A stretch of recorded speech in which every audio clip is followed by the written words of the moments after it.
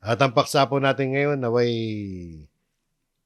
magbunga ito ng karagdagang kaalaman sa atin sa ating mga pagtitipon bilang mga kasama sa local churches o sa local church. Sapagkat ang isang Kristiyano ay inaasahan na kasama siya sa isang local church at dumadalo sa pagtitipon. Kasi makikita nyo talaga rito, inaayos ni Pablo yung may kaguluhang pagtitipon doon sa Korinto.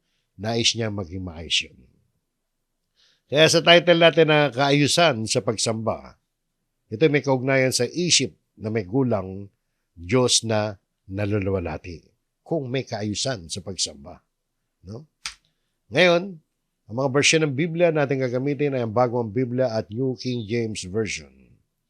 Ito na po mga kapatid ang ating pang number 28 na lesson sa ating ginagawang serye ng mga pag-aaral dito sa unang Korinto.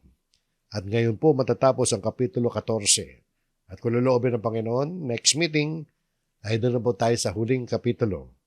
At napaka-exciting ng huling kapitulo sapagkat yun ay may kaugnayan sa future, sa pagkabuhay na maguli at sa paghukom at sa kawakasan ng daigdig.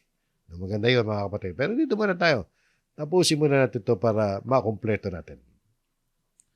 About the title, ika nga. Tungkol sa ating pamagat. Kaayusan sa pagsamba, isip na may gulang, Diyos na naluluwalhati. Kapag may kaayusan. Sa English nga ito, order in worship, kaayusan sa pagsamba. Maturity of mind, yan yung isip na may gulang. Glory to God, Diyos na naluluwalhati. Ang pamagat natin mga kapatid ay isang invitasyon yan sa churches na sumamba ng may spiritual na pagkahinog. Magsasamba tayo, dapat meron, pag nagtitipon ng church, dapat nararating natin yung spiritual maturity at meron tayong malasakit sa kapatiran. Ang pagsamba may kaayusan ay bunga yan ng isip na hinubog ng salita ng Diyos, hindi ng kalituan o pansariling damdamin o emosyon lamang. Kapag ang bawat bahagi ng pagsamba ay ginagawa nating may pagkaunawa o may unawa at ang layunin ay makapagpatibay sa isa't isa, ang Diyos ay naluluwalhati, nag-glorify ang Diyos at tumitibay ang bawat isa na kasama dun sa local church na yun na nagtitipon. Kaya mga kapatid, sa bawat pagtitipon ng ating kalipunan o church, nais ng Diyos na makita na meron tayong kaayusan talaga. Ayaw ng Diyos yung magulong pagtitipon. Nais niyang gamitin natin yung mga kaloob natin, mga special gifts o spiritual gifts na ibinigay sa atin ng Panginoon. Ang gusto ng Diyos, di ba, gamitin natin yun para i-share, ibahagi sa ibang mga kapatid sa isa't isa para sa ikatitibay natin sa pananampalataya. At sa bahaging ito ng sulat ni Pablo, mga kapatid, tinuturoan niya tayo kung paano natin dapat isagawa yung ating mga pagtitipon o pagsamba.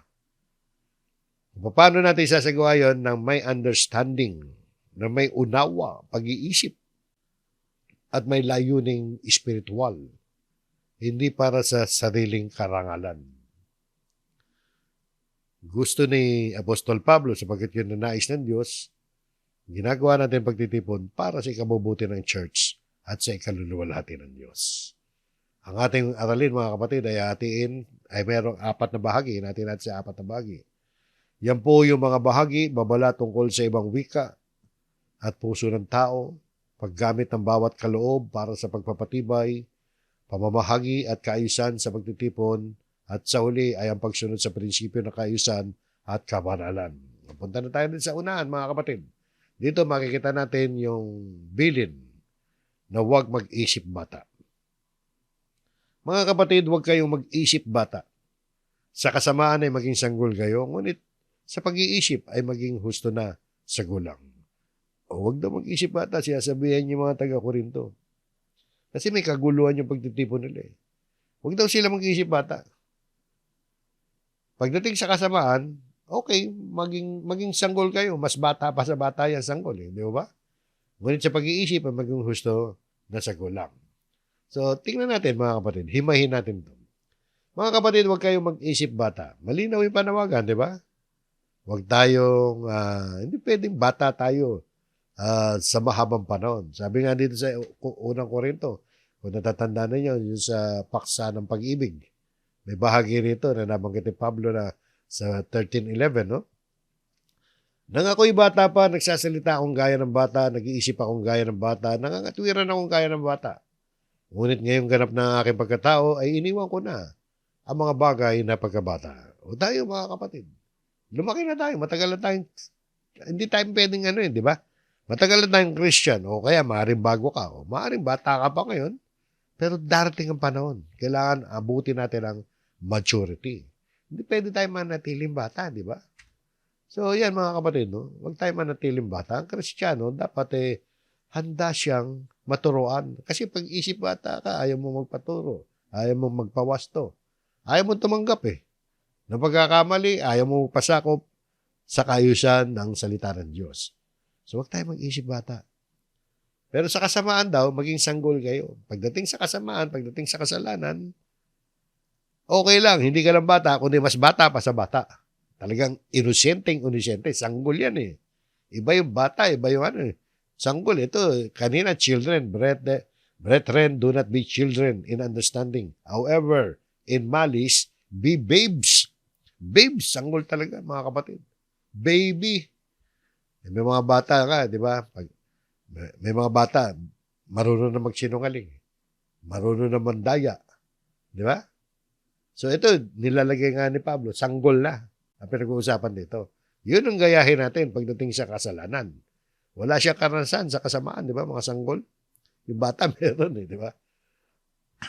Walang kasanayan sa panlilinlang, hindi nanluloko yan. Sanggol.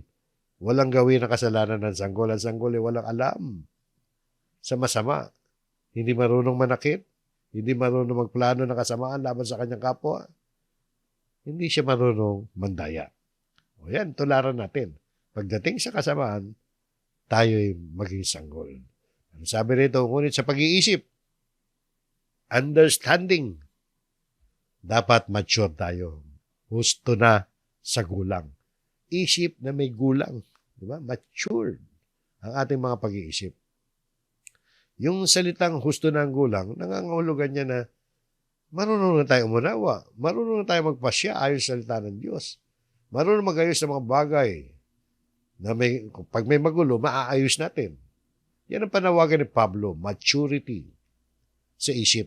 Hindi emosyon. Iniisip na iba, sa church, emotional lang. Hindi. Halos hindi nga mabanggit-banggit yung emosyon dito. Ang target ni Pablo dito, hindi yung emosyon. Understanding, mga kapatid. Ngayon, yung emosyon, hindi naman masama. Yung emosyon dahil lahat naman tayo may emosyon. Hindi naman masama na maging emotional tayo. Pero mga kapatid, hindi dyan ang sentro ng ating pagtitipon. Ang sentro ng pagtitipon natin, marating natin yung understanding, understanding with maturity. Diba? So, kaunawaan, hindi kaguluhan. Maturity sa isip, hindi emosyon. Edification, pagpapatibay. Edification, hindi exhibition. Nakita niyo, mga kapatid. No? Kaya sa pagsamba, sa pagtitipon, sa panalangin, sa pangangaral, hindi ang itatanong natin kung nakakaantig ba yan. Iba gusto nakakaantig Tanongin natin, nakapagpapatibay ba yan? Nauunawaan ba yan? Naiintindihan ba yan? Naluluwalhati ba ang Diyos dyan? So yun po mga kapatid. Yung susunod na talata naman, mga kapatid, ay pinapakita ang isa pang punto na ang mga wika bilang tanda ng paghukom. Ito, kinukumpare ni Pablo yung speaking in tongues na doon nauhumaling yung mga taga-Korinto, di ba? Kung natatanda niyo. Yung talagang ang dami sa kanila nag-speaking in tongues, sabay-sabay, wala nakakaintindi. Yan, in-example ngayon ni Pablo. Yung wika, ito yung literal na wika talaga ng tao doon sa Old Testament. Yung wika, tanda yan ng paghuhukom, judgment. Tingnan nyo, paano natin nasabi? Si Pablo may sabi niyan Dito, basahin po natin itong talatang to. Sabi, sa kautusan, ibig sabihin sa Old Testament, ay nakasulat sa pamamagitan ng ibang mga wika, Nakasulat, no? Sa pamamagitan ng ibang mga wika at sa pamamagitan ng mga labi ng mga banyaga ay magsasalita ako sa bayang ito. Ngayon may hindi sila makikinig sa akin, sabi ng Panginoon. So salita ng Diyos yan. Salita ng Panginoon yan. Sabi ng Panginoon yan. Sa pamamagitan ni Isaias. At yan, yung diwa niya, nakasulat dito sa Isaias 28:11 hanggang 13. Yan ang pinakasama rin yan. Sinamarize na ni Apostol Pablo. Alam niyo, sinalita yan ng Diyos sa pamamagitan nga ni Isaias nung malapit na bumagsak yung Northern Kingdom ng Israel. Yung Israel kasi mga kapatid, nahati yan sa dalawa. Isang North and South. Nahati yan pagkatapos nung mamatay na si Solomon. Nahati yung bansa. Yung North, yan yung Israel kung tawagin. At yung South, yan ang Judah. Nung panahon ni Kristo, yung North, naging Samaria yan. Tawag yan. Nabura yung bansang Israel. Pero ito, bago mabura yung bansang Israel, bago sila masakop ng mga taga-Assyria, sumakop dyan. Nagbabalaan Diyos sa kanila. Dahil sa kasaysayan, hindi sila nakikinig sa aral ng Diyos. Yung maliliwanag, malilinaw, na madaling maunawaan na mga babala ng Diyos, ayaw nila pakinggan. Kaya nagalit ang Diyos. Yan ang sinabi, no? Sa Israel, doon sa Northern Kingdom ng nahati bansa, sa Northern Israel. Yan ang sinabi ng Diyos. Sa pamamagitan ng ibang mga wika, yung ibang mga wika dyan, hindi speaking tongues yan. Talaga literal na ibang mga wika. Wika ng mga taga-Assyria yan. Wika ng bansang sasakop sa kanila. Yun daw, sa pamamagitan ng ibang wika, no? At sa pamamagitan ng mga labi ng mga banyaga, magsasalita ako sa bayang ito. Kung magkasano, ayaw nyo makinig sa akin sa plain language. O ibang wika gagamitin ko. At ang mangyayari sa inyo, kayo may hindi sila makikinig sa akin. Lalong hindi nyo pakikinggan yun, hindi nyo maintindihan. So nakita nyo, anong lumalabas dito? Ang wika lumalabas dito sa Old Testament. Yung pagkakasulat niya sa Isaias yan. Particular yung verse na yan. Ayan yan, judgment ng Diyos yan. Hindi pagpapala yan. No? Kaya sabi nga rito, tingnan. Ang punto rito, ang ibang wika para sa hindi sumasampalataya yan. Pero ang propesiya para sa mananampalataya. Noong last lesson, kino-compare ni Pablo yung speaking in tongues sa prophecy, di ba? Hanggang ngayon, pinapaliwanag pa rin niya yan. Tingnan niyo mga kapatid, no? Sa talatang 22. Kaya nga, sa conclusion ni Pablo, dahil sa pangyayari sa Israel at sa pangyayari sa Corinto, na marami sa kanila nauhumaling sa speaking in tongues, kahit hindi sila magkaintindihan, kahit mukhang magulo yung paligid. Sabi nito, kaya nga ang mga wika ay tanda. No? Hindi para sa mga sumasampalataya, kundi sa mga hindi mananampalataya. Subalit ang propesiya ay hindi sa mga hindi mananampalataya, kundi sa mga sumasampalataya. So nakita niyo mga kapatid, yung wika ay ibinigay bilang tanda para sa mga hindi mananampalataya. Isang paalala yan ng kapangyarihan ng Diyos. Pero maaari rin pala maging hatol yan kapag hindi ito naunawaan. Yung speaking in tongues, bumalik si Pablo sa speaking in tongues.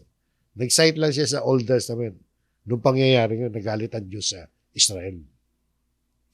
Ibang wika gagamitin, yung pala sasakopin na pala sila. Kasi matitigas ang ulo nila. Yung madaling maunawaan ang salita ng Diyos, ayaw nila pakinggan. Yan nangyari. Inong na ni Pablo yan dito sa sa unang Korinto, sa mga taga-Korinto. Na yung mga wika na yan, para sa hindi mananampalataya yan. Parang pinapakita niya rito, mas importante, yung propesiya. Nagkaya din ng pinakita nung lesson natin nakaraan sa verse 1 hanggang 19, di ba? Dito rin sa same chapter 14. So yun ang context yan . Yung propesiya para sa mga sumasampalataya, bakit? Yun ang nakapagpapatibay. Nauunawaan kasi yun . Hindi katulad ng speaking in tongues, hindi maintindihan yan. So, hindi maunawaan yan, hindi nakapagpapatibay yung speaking in tongues. Hindi makatutulong. Samantala itong propesiya, nakatutulong yan para tumibay ang isang kapatid. Hindi lang kapatid, kundi buong church. Sa madaling sabi, ang wika nga ay tanda, ngunit ang propesya ay para sa ikatitibay. Sa sumunod na talata, verse 23, sabi pa rito, tungkol to sa pagsamba na may pagkaunawa. Worship with understanding.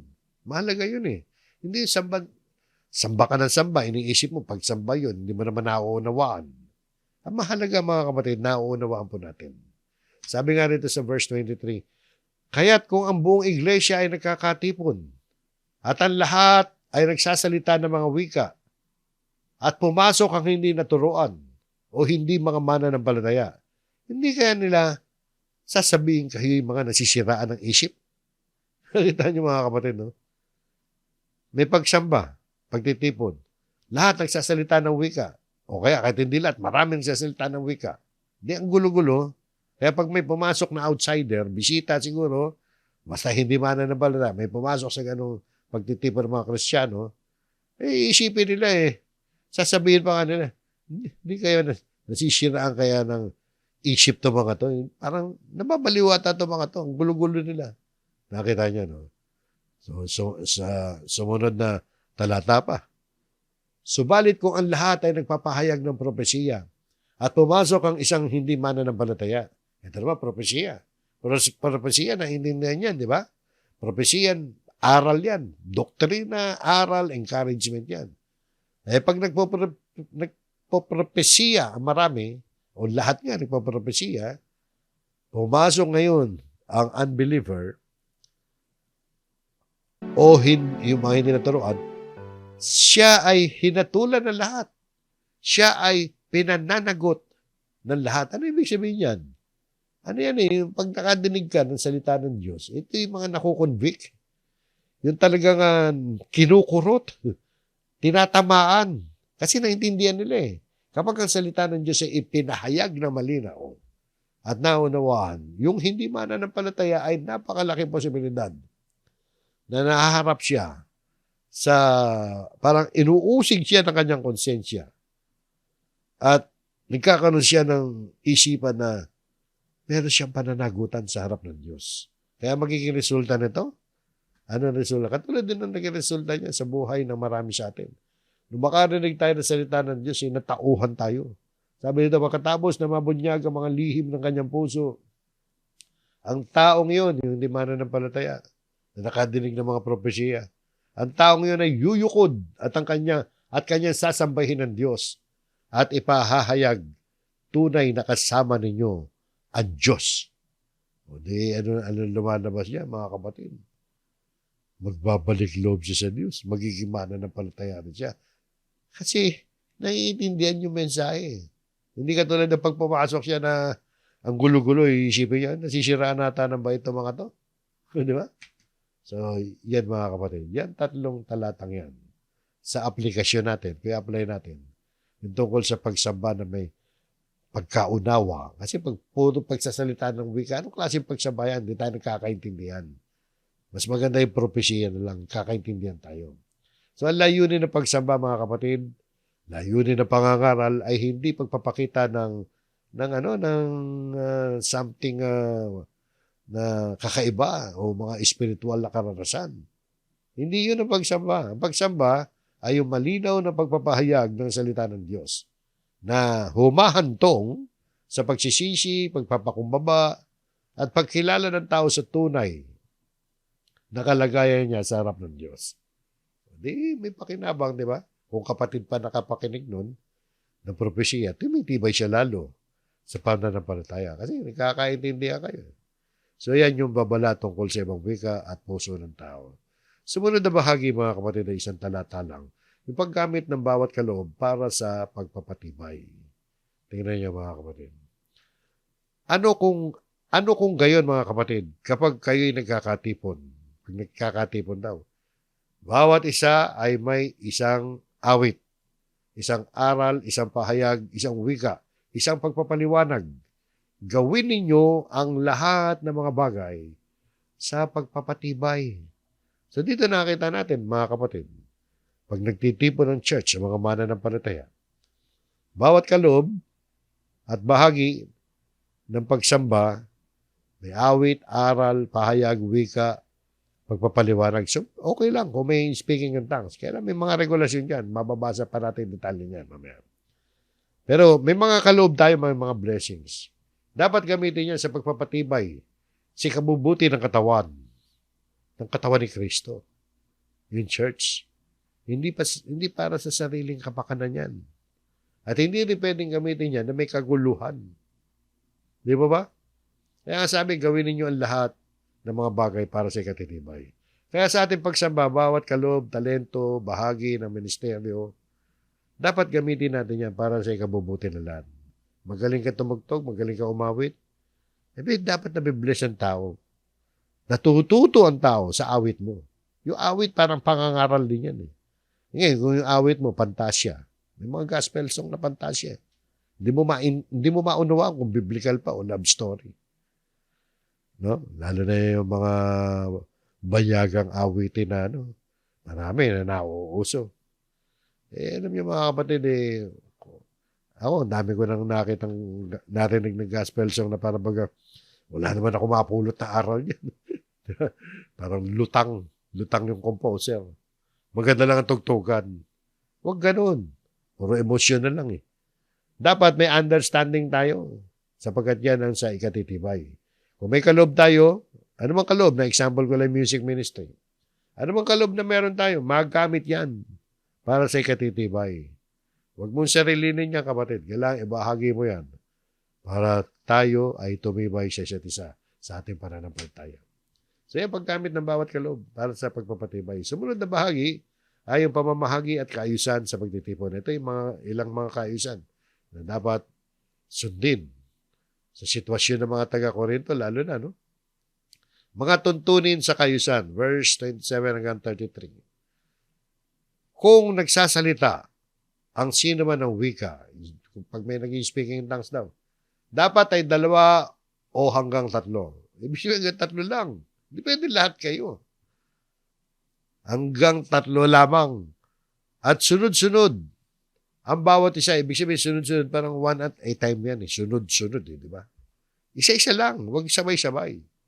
At may isang magpaliwanag. O dapat merong isang magpapaliwanag.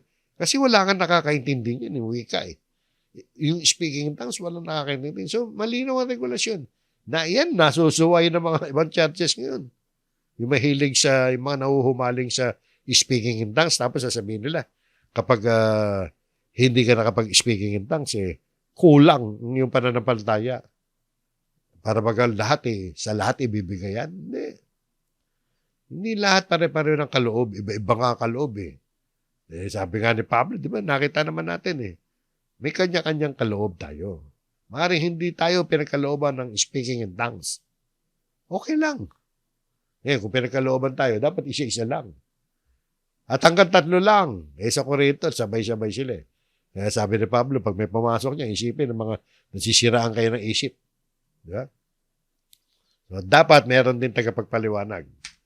Subalit kung walang tagapagpaliwanag, tumahimik ang bawat isa sa iglesia at magsalita sa kanya sarili sa Diyos. O sarilinin mo na lang yan. Tumahimik ka. Walang tagapagpaliwanag, nag-iingay ka lang Nagiging center of attraction ka lang. Ganun mangyayari practically. Yun ang nangyayari. Nagiging center of attraction lang yung ganun. Wala naman nakakaintindi siya Sabi ni Pablo, hindi naman bawal. Doon ka lang sa sarili. Punta ka dyan sa sulo. Ibulong mo na lang yan. So, ibig sabihin, nakokontrol, di ba? Sabi nila, hindi daw nakokontrol. Nakokontrol yan. Pinatatahimik nga ni Pablo. Sumunod na talata. Hayaan magsalita ang 2 o 3 sa mga propeta. Ito naman, tungkol sa propeta. So, kaya nga, pamamahagi at kaayusan sa pagtitipon. So, sinabi na yun tungkol sa wika. Sa mga propeta, ganun din. Hayaan magsalita ang 2 o 3 sa mga propeta at ang iba'y umunawa sa sinasabi. So, yung iba, siyempre, nagsasalita iba ng prophecy, naiintindihan naman niya pabayaan daw yun. Tapos yung iba makinig. Unawain yung sinasabi. Ngayon, kung may ipahayag na anuman sa isang nakaupo, tumahimik muna ang nauna. O kung merong magpapaliwanag, merong sasabihin, tahimik mo na yung una. Parang dito sinasabi na, isa-isa lang pagsasalita, huwag kayo sabay-sabay. Yan. Ito pa, sa 31. Sapagkat kayong lahat ay isa-isa makapagpapahayag ng propesiya upang ang lahat ay matuto at ang lahat ay mapasigla. Yung propesiya para sa ikasisigla, siya nga, si Pablo nga, pinapahintulutan ng lahat. Lahat na may propesiya, sige. Pero isa-isa lang. Kaayusan nga ang pinag-aaralan natin dito. Ang inaayos ni Pablo. Tapos meron pa siya sinabi, ang mga espiritu ng mga propeta ay nasa sa ilalim ng mga propeta. Ano ibig sabihin yan? Kontrolado mo, nasa ilalim mo yan eh. Kung ikaw ay may espiritu ng propeta, no? Meron kang gift niyan, kaya mong kontrolin yan. Kaya mo maghintay mo na. Hintay mo muna matapos. Kontrolado mo yan. Kung paano yung sa wika na kukontrol, pinatatahimik. Ito naman, ganun din. Kaya mong kontrolin yan. Nasa ilalim mo yan. Ng kapangyarihan mo yan. Kung sasabihin mo, hindi. Alam niyo kung bakit ganyan? Nais ni Pablo na maging maayos lahat yan. Meron siya mga instruction. Sapagkat ang Diyos ay hindi Diyos ng kaguluhan, kundi ng kapayapaan. Gaya sa lahat ng mga iglesia ng mga banal. No? Yung pala yun, mga kapatid, kung bakit sa mga pagtitipon, kailangan maging maayos. Hindi tayo magulo. Dahil ang Diyos natin ay hindi Diyos ng kaguluhan, kundi Diyos ng kapayapaan. Nakita niyo, no? Ganun pala yun. No? Bawal pala sa Biblia yung lahat kayo nag-speaking in tongues sabay-sabay. At bawal pala sa Biblia, ayaw ni Pablo, yung magulong pagtitipon. Kaya may program tayo maayos mga kapatid. So yun po mga kapatid. Yung susunod na bahagi naman natin, sa huling bahagi na tayo, no? Ay yung prinsipyo na kaayusan at kabanalan. Ito mga prinsipyo to. Hindi naman letra por letra, tutuparin natin ito. Kasi may mga dadaanan tayo rito na minsan nagiging controversial pa ka. Kaayusan sa pagsasalita. Tingnan nyo. Katulad nitong mga talatang to. Kaayusan sa pagsasalita. Sabi nito, ang mga babae ay dapat tumahimik sa mga iglesia sapagkat sila hindi pinahihintulutan magsalita. Kundi pasakop, gaya ng sinasabi ng kautusan. Pansinin ninyo yung huling pangungusap. Huling pararala, kundi pasakop, gaya ng sinasabi ng kautusan. Gaya daw na sinasabi sa Old Testament, magpasakop. Tinutukoy niya yung kay Eva at Adan na yung asawang babae dapat magpasakop sa lalaki. Yan mga kapatid, sinabi ni Pablo yan. Mga babae, tumahimik daw. Hindi niya pinapahintulutan magsalita. Ano ba ibig sabihin yan? Ipinagbabawal ba ni Pablo ang lahat ng uri ng pagsasalita ng babae sa iglesia? Hindi po mga kapatid. Pinalalabas lang dito, may kaayusan tayo Tingnan nyo. Hindi pinagbabawal ni Pablo magsalita sa lahat ng pagkakataon. May pagkakataon, bawal magsalita ang babae. Pero hindi sa lahat ng pagkakataon. Natatandaan niyo sa unang Korinto, chapter 11, makikita natin na kinikilala ni Pablo na yung mga babae ay nananalangin, nangunguna sa panalangin, nanguhula, nagpaparapisi rin, di ba? Sa kapulungan. Basta't ito'y ginagawa na may kaayusan at pagpapasakop. Yun ang yung punto rito, yung pagpapasakop siguro magulo doon. Historically, lumalabas, magulo doon sa Korinto. Mga babae, singit na singit. Sa pagsasalita siguro. Baka nadinig ko mga komentaryo. Kasi ba't sasabihin ni Pablo to?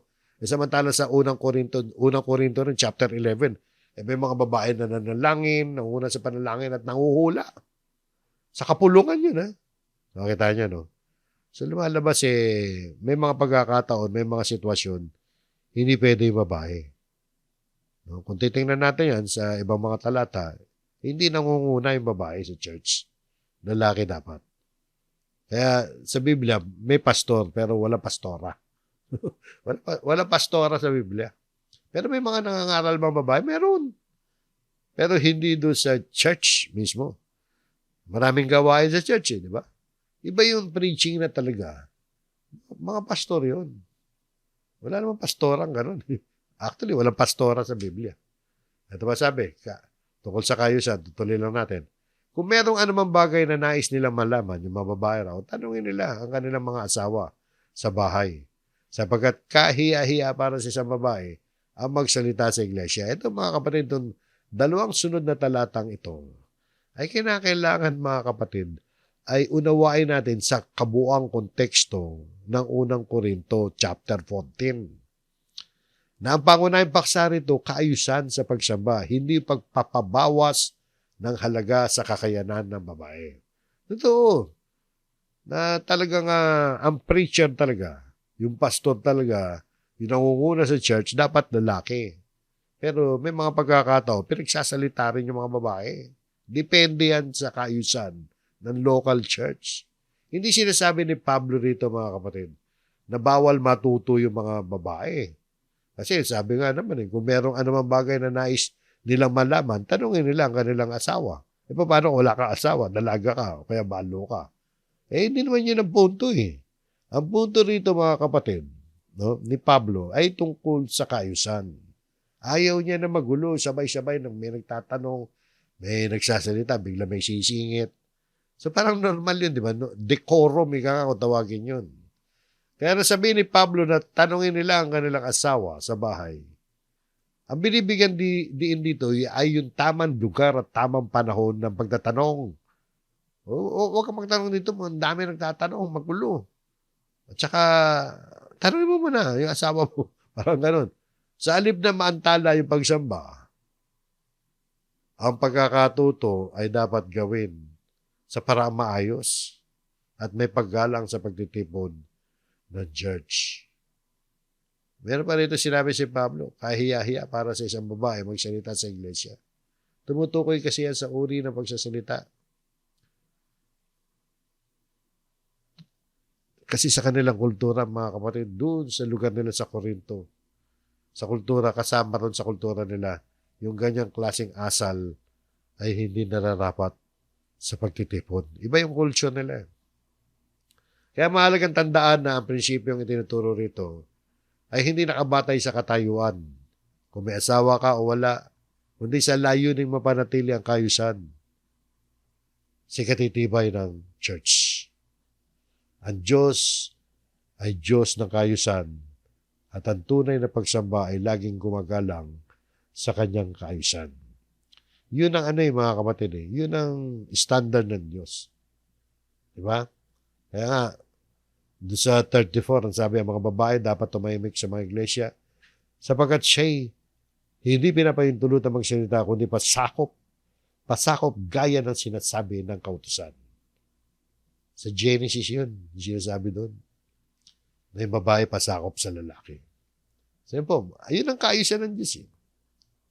Ngayon ito pa challenge ni Pablo. Kasi may mga pangyayari marahil doon sa Korinto na ina-address niya.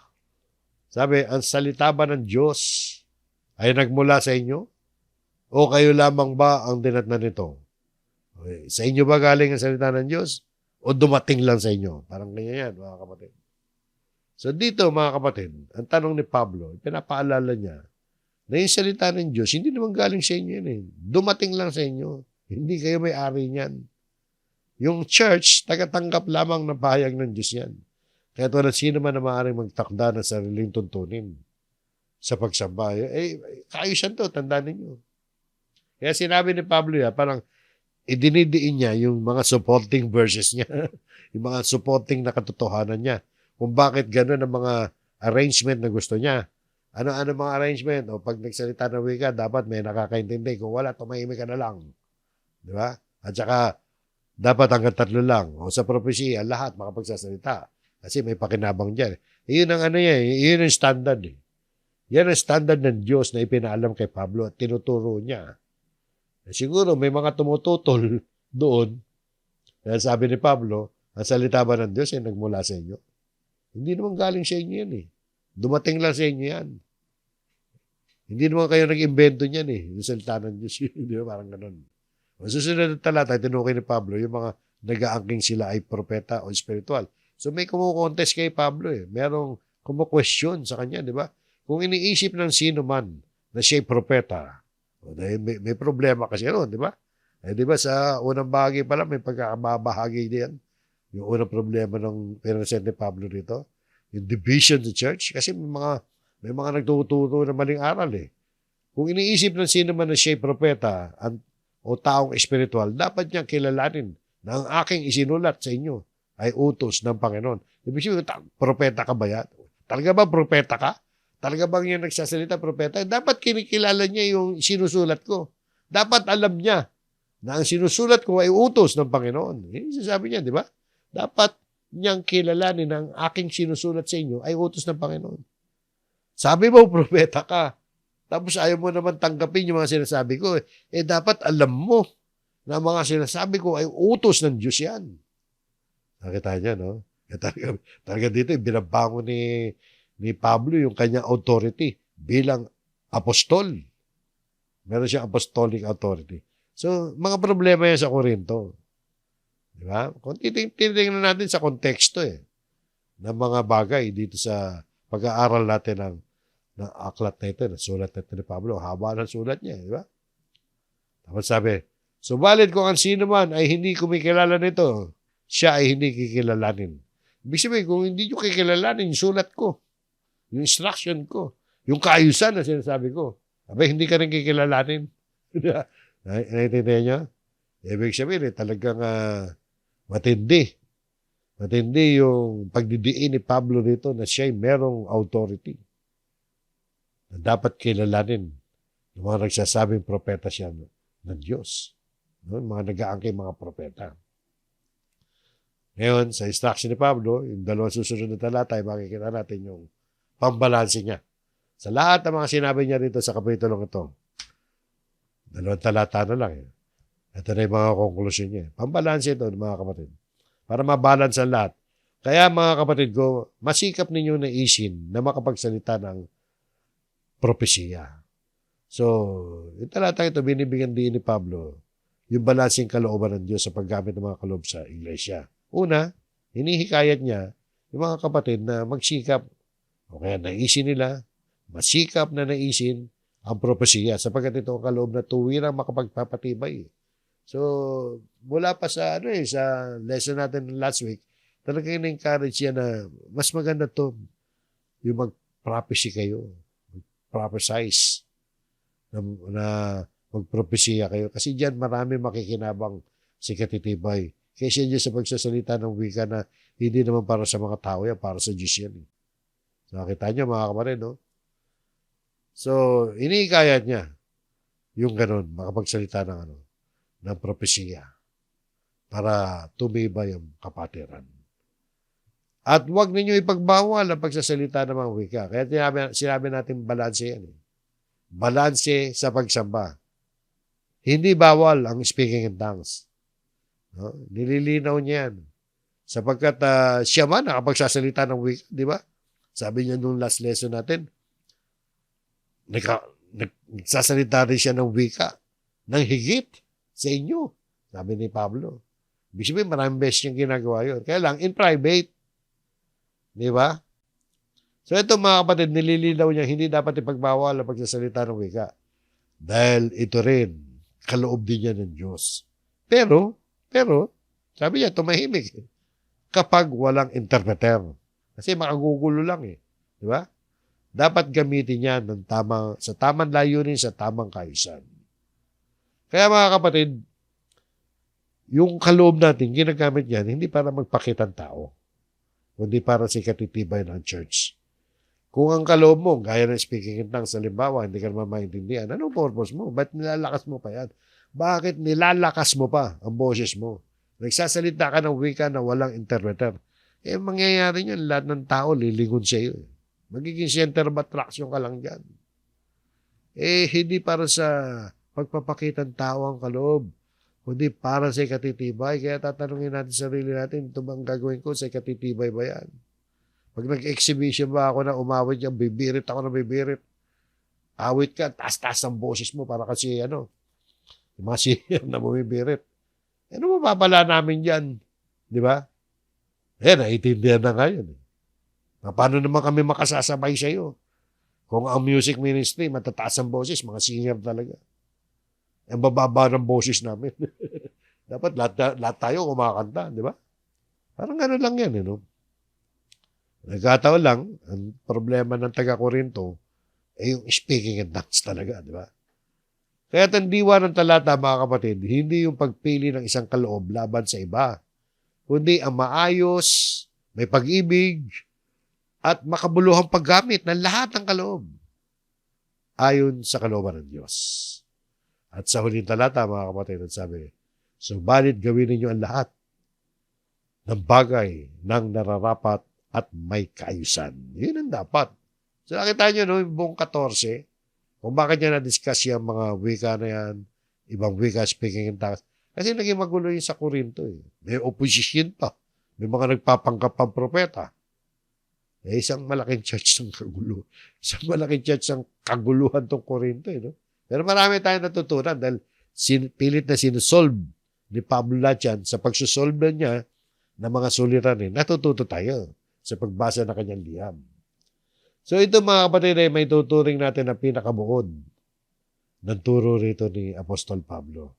Ang lahat ng ginagawa sa pagtitipon ay dapat maging nararapat at may kaayusan. Di ba?